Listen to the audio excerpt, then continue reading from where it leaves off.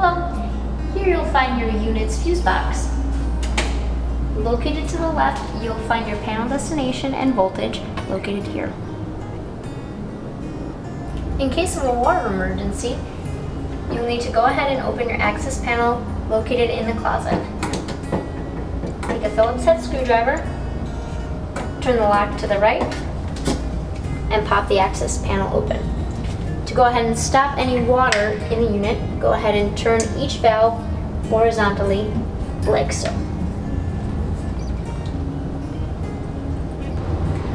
Located in the closet as well, you'll find your unit's individual HVAC system.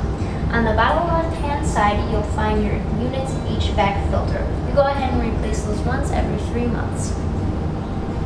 Also located in the HVAC closet, you'll find a light switch corresponding to the power to the HVAC system.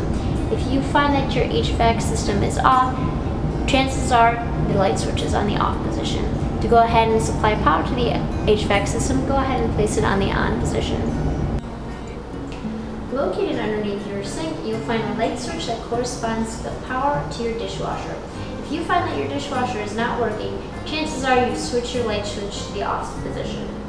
If you want to go ahead and restore power to the dishwasher, go ahead and switch the light switch to the on position.